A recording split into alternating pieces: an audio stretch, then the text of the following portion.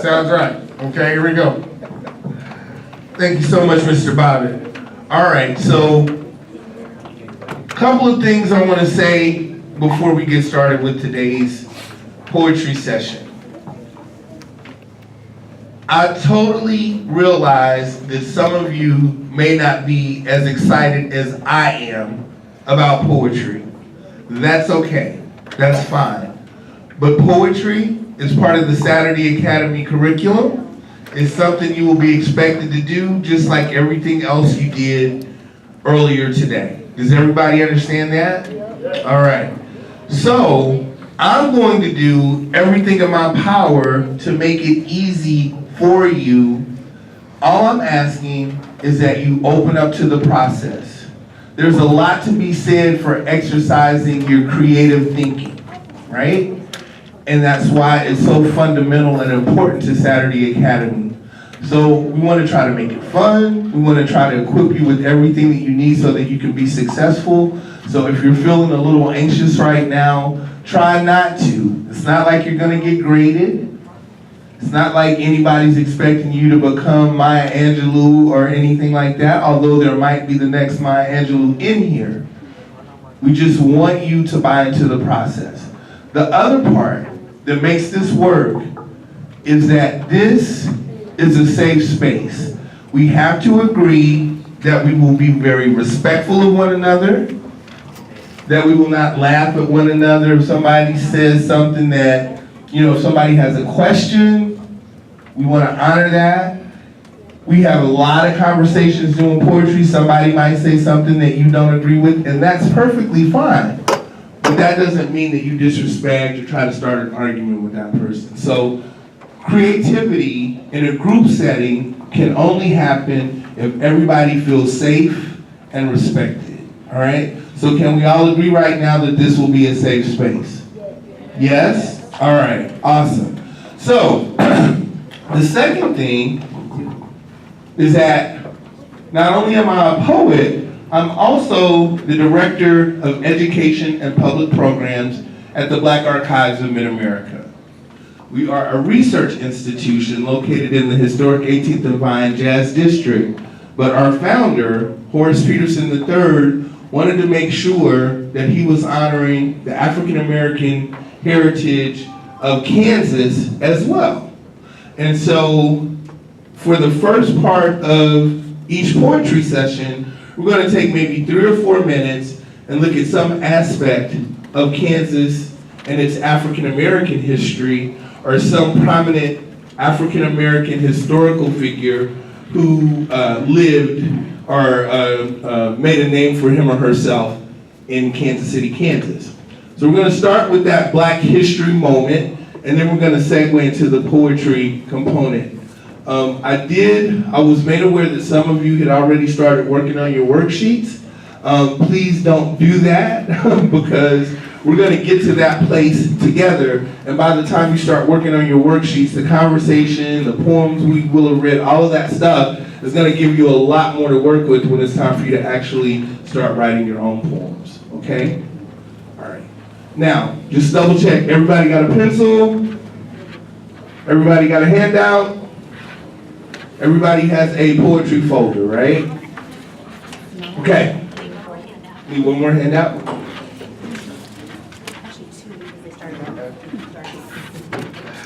right.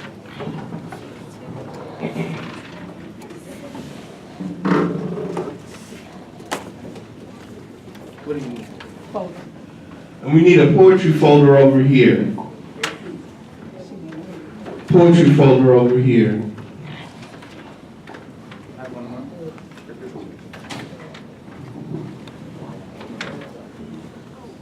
Right, so the Black Archives, as I mentioned, is a research institution. We've got all these historical documents, we've got photographs, we've got rare and out-of-print books, we've got old Buffalo Soldier uniforms, we even have an old Ku Klux Klan uniform. We've got all this amazing material in our collection, and people from all over the country come to research and learn more about the history of this region. And the period of time that we cover is from 1850, prior to the Civil War actually, up through 1991.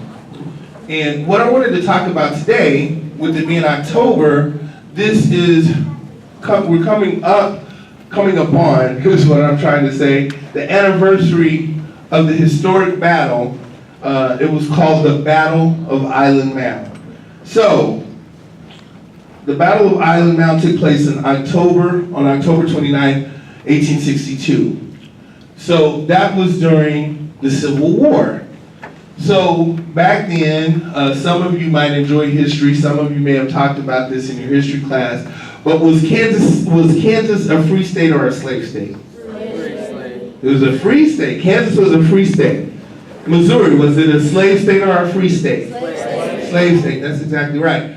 So, Kansas and Missouri bordering one another, what do you think happened? If Missouri is a slave state, Kansas is a free state, there was a lot of friction and tension, especially along the border. All right, so there were several men who escaped from slavery, primarily from Missouri and Arkansas.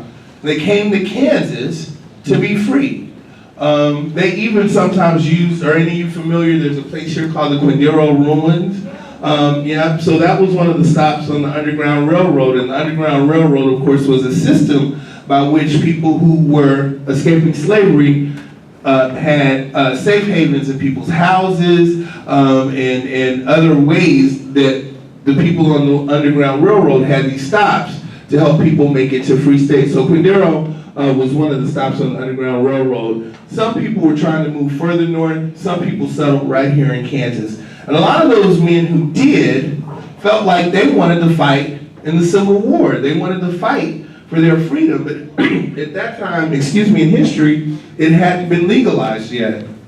There were people of color, there were African American men who were in the military, but they weren't given weapons, they weren't trained to fight.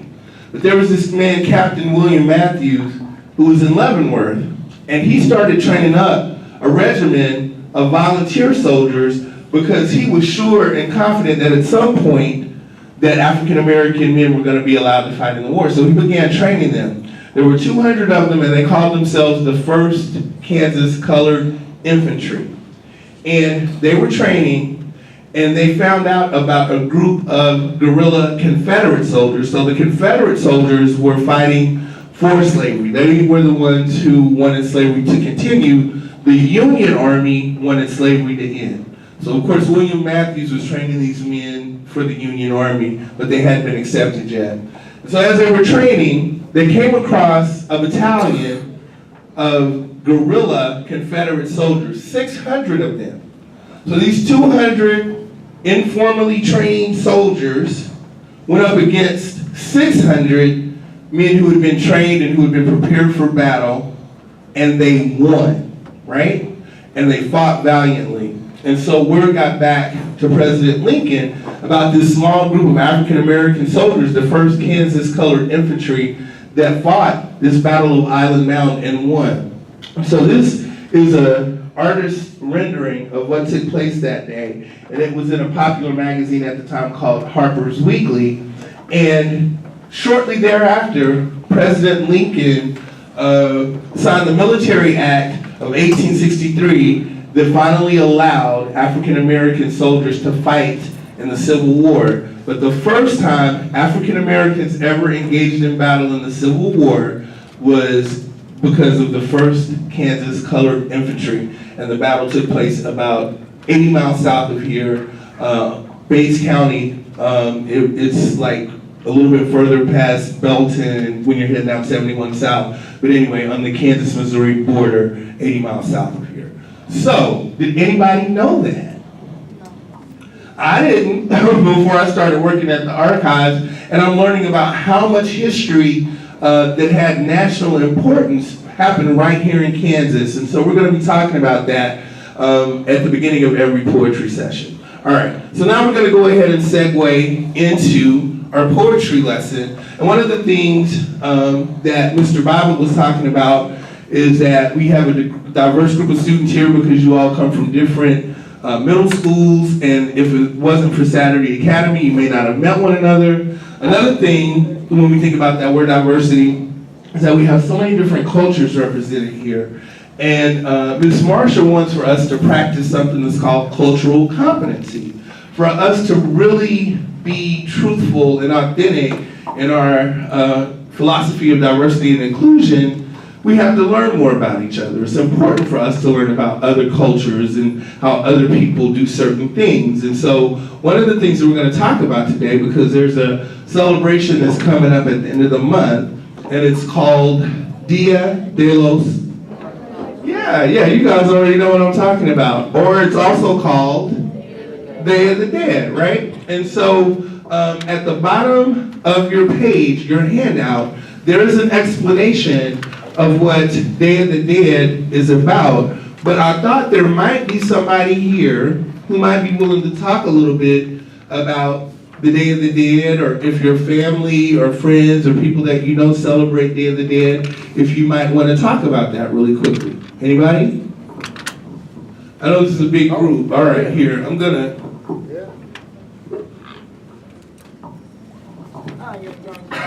Aye, he says. I know, but you got the heart of a lion, looks like to me. I think you can handle it. So what we do for Day of the Dead is we celebrate all of those that have passed, and then when we're about to eat, we hold hands and pray for those that we've lost during all these years. All right. That wasn't so terrible, was it? Did I hurt you? I'm sorry. Yeah, so thank you for sharing that. It's time for us to take time and honor those who have passed away. In the our high school class, the young lady spoke about the fact that her family fixes all the favorite foods of the person or people who have passed away. And the thought is that at night their spirits will come and taste the food. I thought that was really interesting. Other people talked about their families would make altars to honor those who had passed away. So does anybody else want to comment? Okay, that's fine. One thing I do want to say is I can talk a lot, but I would much rather hear you guys talk. And I know in a large group, it's kind of difficult sometimes. You're a little nervous. I get nervous every time I have to talk in front of people. That is just part of the deal.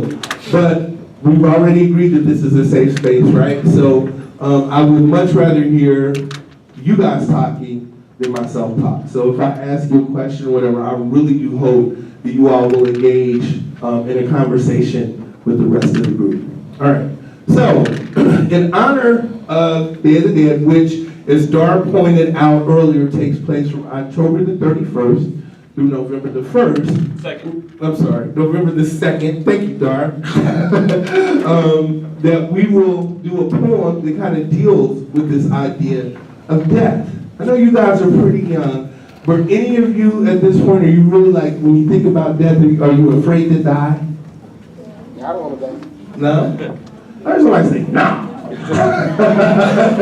I'm not scared. All right, so one of the things that I've found out as I've gotten older, it's not so much that I'm scared to die, just I'm sometimes scared about how that will happen. How I don't want to die like a violent death, or I don't want to be in a lot of pain.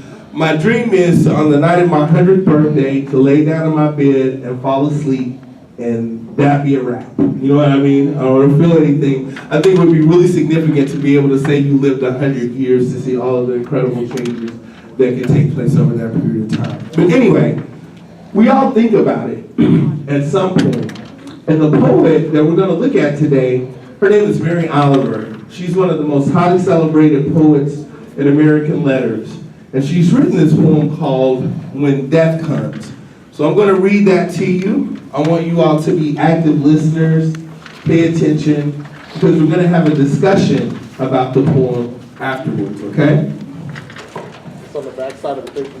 Absolutely. Thank you, Mr. Bobbitt. It's on the back side of your handout. When Death Comes, by Mary Oliver. When death comes like the hungry bear in autumn, when death comes and takes all the bright coins from his purse to buy me and snaps the purse shut, when death comes like the measles, pox, when death comes like an iceberg between the shoulder blades. I want to step through the door full of curiosity, wondering what it is going to be like, that cottage of darkness. And therefore, I look upon everything as a brotherhood and a sisterhood. And I look upon time as no more than an idea, and I consider eternity as another possibility. And I think of each life as a flower, as common as a field daisy and as singular.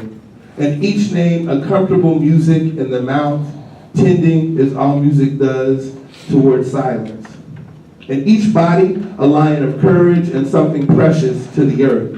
When it's over, I want to say, all my life I was a bride married to amazement. I was the bridegroom taking the world into my arms.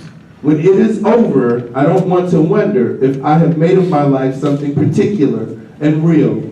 I don't want to find myself sighing and frightened or full of argument. I don't want to end up simply having visited this world. All right, so that's the poem. And when